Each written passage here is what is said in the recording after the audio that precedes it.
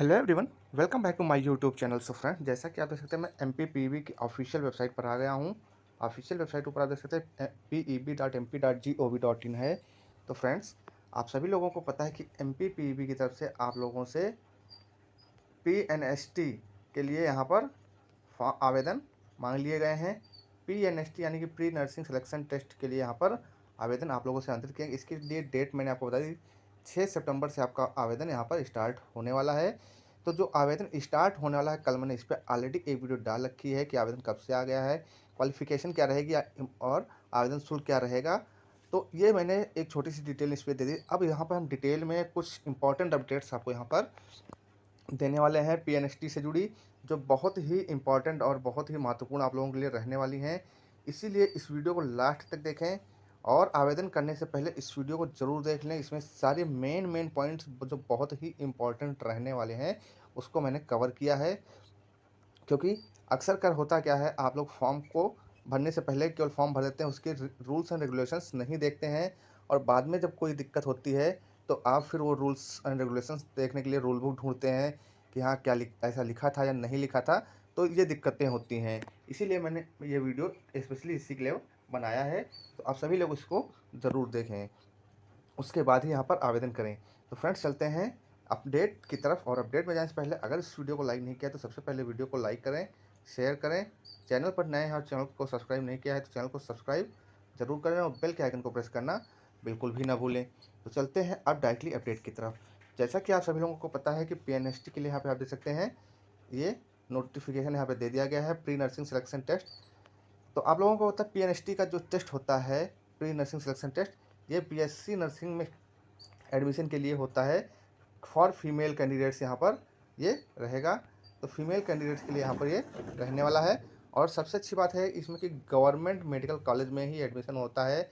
और government medical college में यहाँ पर एडमिशन जो बीएससी नर्सिंग में आप लेंगे तो आपको काफ़ी सारी अच्छी सुविधाएं होती हैं। उसके अंतर्गत आपकी सबसे अच्छी बात ये होती है कि आपकी फ़ीस जो है सब बहुत ही कम यहाँ पर रहती है। क्योंकि प्राइवेट कॉलेजों में आप अगर एडमिशन लेते हैं बीएससी नर्सिंग में तो कम से कम 4 लाख रुपए तो आपकी फीस ही हो जाती है। तो ये पीएनएसटी टेस्ट इसी के लिए यहाँ पर देते हैं लोग कि यहाँ गवर्नमेंट मेडिकल कॉलेज मिल सके। तो अब चलते हैं इसके रूल बुक्स की तरफ और इम्पॉर्टेंट पॉइंट्स की तरफ। सो फ्रेंड्स, यहाँ पर देख सकते हैं मैंने रूल बुक यहाँ पर ओपन कर ली है।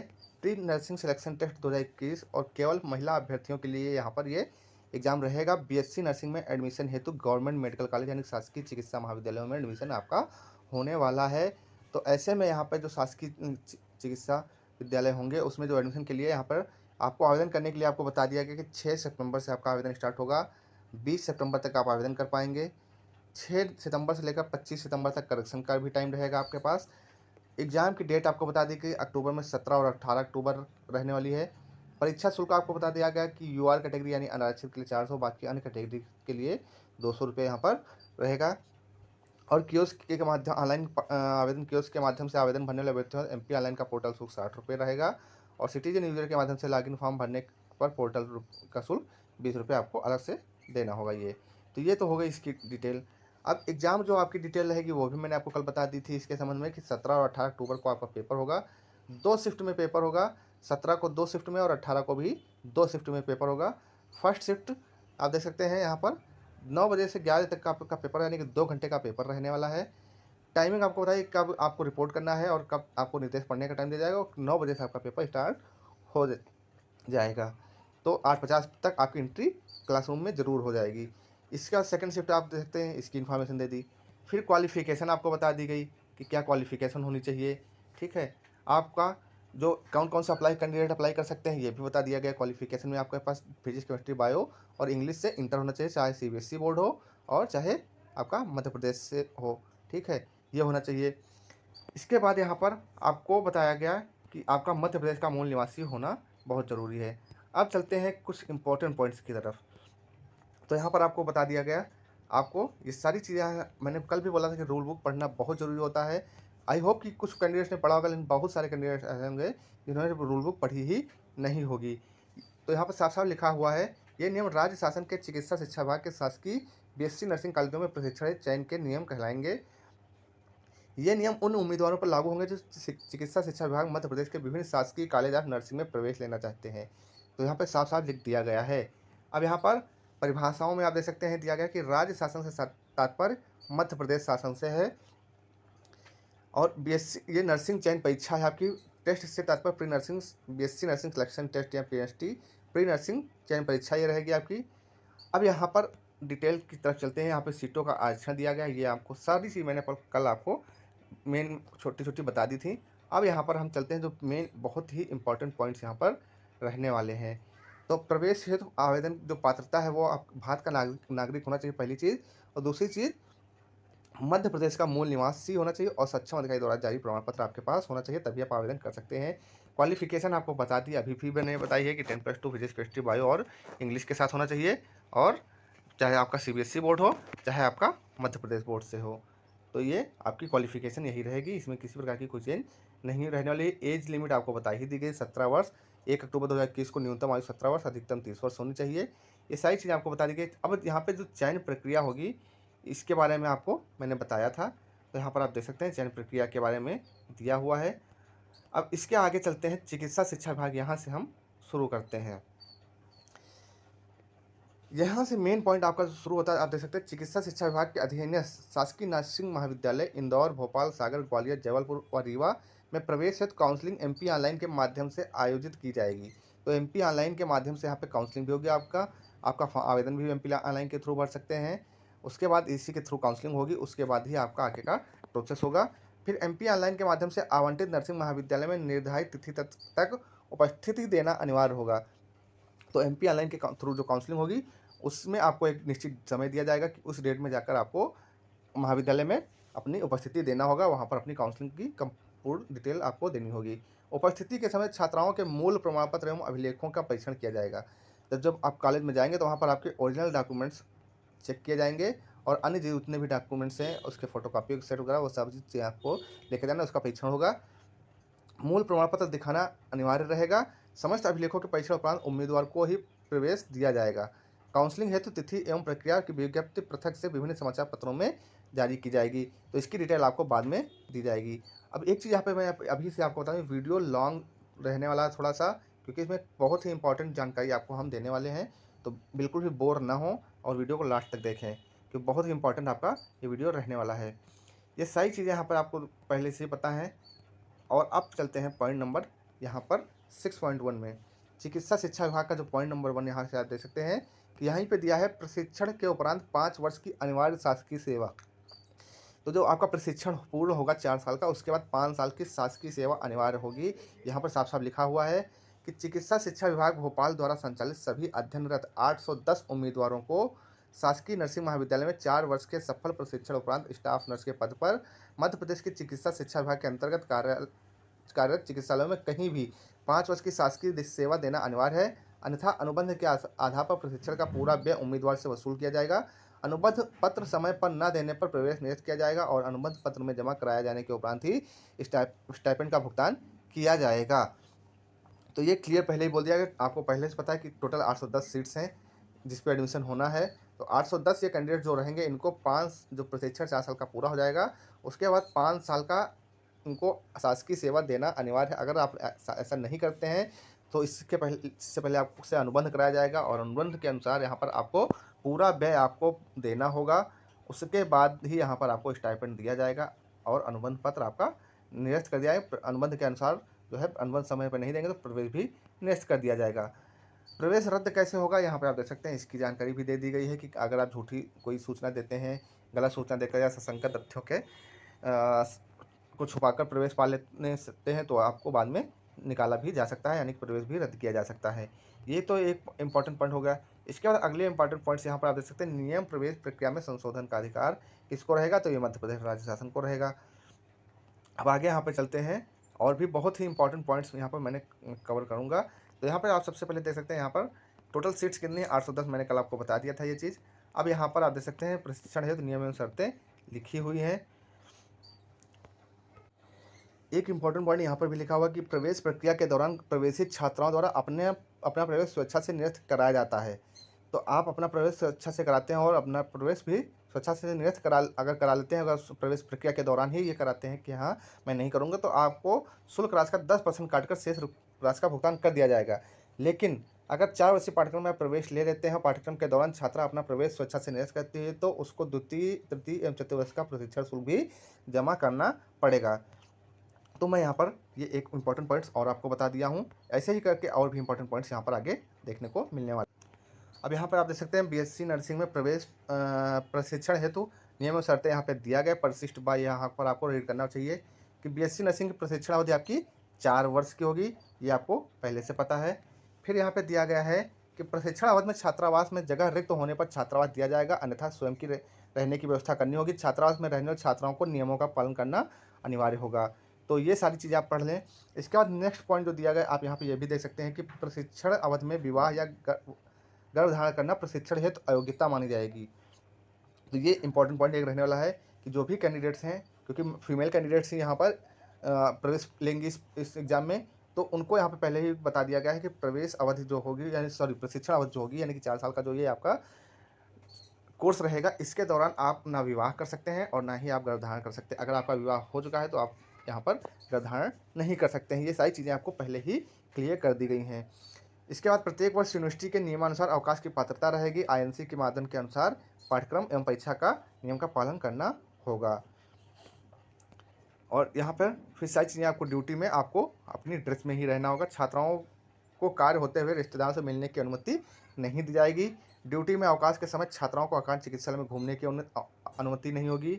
ठीक है, छात्रावास में अगर रह रहे हैं कैंडिडेट्स तो उनको मेस में ही भोजन करना अनिवार्य होगा। धोबी से कपड़े धुलवाना अनिवार्य होगा। फिर आपको कब निकलना है, ये सारी चीज़ें दी जाएंगी। छात्राओं को प्रशिक्षण अवधि में उनके माता पिता विभाग द्वारा भर्ती के समय लिखित अधिकृत किए गए व्यक्तियों से ही मिलने की अनुमति दी जाएगी। अधिकृत किए गए व्यक्तियों का नाम, पता, मोबाइल नंबर, आधार कार्ड, व्यक्ति से संबंध व फोटो अनुमति पत्रक के साथ जमा करना आपको अनिवार्य होगा। बड़े त्योहारों पर ही छुट्टियां दी जाएंगी और वो भी सारी चीज़ें देख कर ही कि धार्मिक भावनाओं के परिप्रेक्ष्य में अगर क्लास और क्लिनिकल और फील्ड अनुभव में अगर बाधक नहीं है तभी उनको छुट्टियां बड़े त्योहारों में भी मिलेंगी, अदरवाइज छुट्टी भी नहीं मिलेगी। ये सारी चीज़ें यहाँ पे आप सभी लोग रीड कर लें, इसीलिए मैंने इस वीडियो को बनाया है कि मेन पॉइंट्स मैं आपको यहाँ पर कवर कर दूँ। अब यहाँ पर प्रशिक्षण के दौरान एक प्रशिक्षण केंद्र से दूसरे प्रशिक्षण केंद्र में स्थानांतरण का कोई प्राविधान नहीं, यानी कि आपको जो अलॉट किया जाएगा कॉलेज वहीं पर आपको एडमिशन लेना होगा। फिर यहाँ पे आप देख सकते हैं छात्राओं द्वारा ₹2 लाख का अनुबंध बॉन्ड भी भरना अनिवार्य है। तो आपका 2 लाख रुपए का यहाँ पर बॉन्ड भी लगने वाला है। तो एक तरह से श्योरिटी बॉन्ड आपको 2 लाख रुपए का ये देना होगा जैसे ही प्रवेश प्रक्रिया के दौरान। अब यहाँ पर आप देख सकते हैं आवेदन शुल्क के बारे में डिटेल है। चिकित्सा शिक्षा विभाग है तो भारतीय उपचर्या परिषद नई दिल्ली के यानी कि आईएनसी के मापदंड के अनुसार छात्राओं को कक्षा में शैक्षणिक सत्र के दौरान 80% से कम उपस्थिति होने पर वार्षिक परीक्षा में नहीं बैठने दिया जाएगा। तो ये गवर्नमेंट के रूल्स हैं, इसमें आपको किसी प्रकार की कोई छूट नहीं दी जाएगी। अब यहाँ पर दिया गया है प्रशिक्षण के दौरान शुल्क हेतु, ये इंपॉर्टेंट पॉइंट रहने वाले हैं। प्रशिक्षण के दौरान शुल्क हेतु कुल देय राशि अवर सचिव मध्य प्रदेश शासन चिकित्सा शिक्षा विभाग मंत्रालय भोपाल के आदेश क्रम संख्या इतना भोपाल दिनांक 6/4/2004 के अनुसार काउंसलिंग के समय अनिवार्य रूप से निम्नलिखित शुल्क दे करना होगा, जमा करना होगा, जिसका विवरण निम्नानुसार रहेगा। तो शुल्क कितनी रहेगी आप यहाँ पर देख सकते हैं, इसकी इन्फॉर्मेशन यहाँ पर देखिए, बहुत ही देख सकते हैं, बहुत ही कम शुल्क है। प्रशिक्षण शुल्क यहाँ पर आपका केवल 25,000 रुपये प्रतिवर्ष लगेगा। कंप्यूटर शुल्क आपको सिर्फ एक बार जमा करना है, 1,000 रुपये। कासन मनी आपका 500 रुपये जाएगा, ये भी सिर्फ एक बार जमा करना है और रिफंडेबल रहेगा ये। ट्रांसपोर्ट फीस आपकी 1500 प्रतिवर्ष रहेगी। कुल शुल्क रुपये 28,000 रुपये आपको जमा करना होगा, यानी कि 28,000 रुपये में आपका पूरे 1 साल का कोर्स कंप्लीट हो जाएगा। और अगर आप यहाँ पर हॉस्टल में रह रहे हैं तो 6,000 रुपये प्रतिवर्ष आपको यहाँ पर हॉस्टल उपलब्ध होने पर ही दिया जाएगा और 6,000 रुपये आपको उसका भी देना होगा। और काउंसलिंग फीस रुपये 1,000 रुपये आपको एक बार देनी होगी। तो 28 से 29,000 में अगर आप हॉस्टल में नहीं रह रहे हैं तो 29,000 में आपका पूरा कोर्स कंप्लीट हो जाएगा। और हॉस्टल में रह रहे हैं तो इतना खर्च आपको बाहर भी अगर हॉस्टल में जाए तो बहुत अच्छा है, क्योंकि उसमें 6,000 रुपये आपको पड़ना है। और अगर बाहर लेते हैं तो इससे महंगा आपका पड़ जाएगा। तो आपका अच्छे खासे कम फीस में यहाँ पे आपका ये बीएससी नर्सिंग कंप्लीट हो जाएगा। फिर यहाँ पे दिया गया है शासकीय नर्सिंग महाविद्यालय इंदौर में प्रवेश पाने वाले छात्राओं को काउंसलिंग के दौरान उपरोक्त आभासा बिंदुओं में दर्शाई गई शुल्क राशि को 3 पृथक डीडी में जमा करना अनिवार्य होगा। तो जो ऊपर फीस दर्शाई गई है इतनी आभासा, ये सारी चीज़ें जितनी फीस दर्शाई इनको 3 अलग अलग डीडी में आपको देना होगा अगर शासकीय नर्सिंग महाविद्यालय इंदौर में आप प्रवेश ले रहे हैं। तो उक्त तीनों डीडी सीईओ ऑटोनॉमस सोसाइटी शासकीय नर्सिंग महाविद्यालय इंदौर के नाम से देनी होंगी। तो यहाँ पर आपको बता दिया गया है। फिर यहाँ पर 3500 रुपये आपको स्टाइपेंड भी दिया जाएगा। प्रत्येक छात्राओं को 4 वर्षों तक शासन द्वारा स्टाइपेंड 3500 रुपये प्रतिमाह आपको दिया जाएगा। 3500 4 वर्षों के लिए दिया जाएगा प्रतिमाह। ठीक है, तो ये भी आपका यहाँ पे दिया गया है। फिर यहाँ पर दिया गया है शासन नियमानुसार चिकित्सा शिक्षा विभाग के अंतर्गत शासकीय नर्सिंग महाविद्यालय इंदौर, सागर, ग्वालियर, जबलपुर, भोपाल एवं रीवा में प्रवेश प्राप्त अनुबंधित छात्राओं को 4 वर्षीय पाठ्यक्रम उत्तीर्ण करने के पश्चात मध्य प्रदेश शासन के चिकित्सा शिक्षा विभाग के अंतर्गत चिकित्सा महाविद्यालयों के अधीन शासकीय चिकित्सालयों में स्टाफ नर्स रिक्त पद होने की स्थिति में स्टाफ नर्स के पद पर नियुक्ति प्रदान करने में प्राथमिकता भी दी जाएगी। अगर ऐसा रहता है तो यहाँ पर आपको प्राथमिकता भी दी जाएगी। अगर वैकेंसी आती है तो आपको प्राथमिकता दी जाएगी। इसके बाद हॉस्टल आपको तभी मिलेगा जब वहाँ पर हॉस्टल खाली होंगे। शासकीय नर्सिंग महाविद्यालय सागर, ग्वालियर, जबलपुर, भोपाल व रीवा में नवीन प्रवेश प्राप्त करने वाले छात्रों को बिंदु क्रमांक 18 में दर्शाए गए निर्देशानुसार निर्धारित प्रशिक्षण शुल्क, छात्रावास शुल्क, अन्य शुल्क व काउंसलिंग शुल्क देय होगी, परंतु उक्त नर्सिंग महाविद्यालयों में समस्त शुल्क डीडी अलग अलग नाम से देय होगी। तो वहाँ पर आपको पता कर लेना किसके नाम से डीडी बनेगी, तो उसी के नाम से आप डीडी बनवा लें। ये मेन पॉइंट्स मैं यहाँ पर आपको बता रहा हूँ, तो आप जल्दबाजी बिल्कुल भी ना करें। वीडियो 20 मिनट के करीब जाएगा, लेकिन सारी चीज़ें मैं यहाँ पर आपकी कवर कर दूंगा। तो यहाँ पर आप देख सकते हैं खंड A में परीक्षा संचालन है तो नियम निर्देश यहाँ पे दिए गए हैं। तो इसकी इन्फॉर्मेशन यहाँ पर आप इसको रीड कर लें। इसमें काफ़ी चीज़ें दी गई हैं कि हाँ आपकी जैसे आवेदक के पास न्यूनतम शैक्षिक अर्हता है, काउंसलिंग की तिथि को अनिवार्य रूप से पूर्ण होने जरूरी है। सारी चीज़ें यहाँ पे दी गई हैं। परीक्षा हाल में ले जाने है तो आवश्यक सामग्री, ये तो आपको सभी को पता है कि क्या आपको ब्लैक बॉल पॉइंट पेन लेकर जाना है, काला बॉल पॉइंट पेन लेकर जाना है। आपको यहाँ पे दिया गया है काला बॉल पॉइंट पेन, और आपके पास फ़ोटो आईडी जिसमें कि पैन कार्ड, आधार कार्ड, ड्राइविंग लाइसेंस आदि हो सकता है आपका। और ये सारी चीज़ें यहाँ पे दी गई हैं।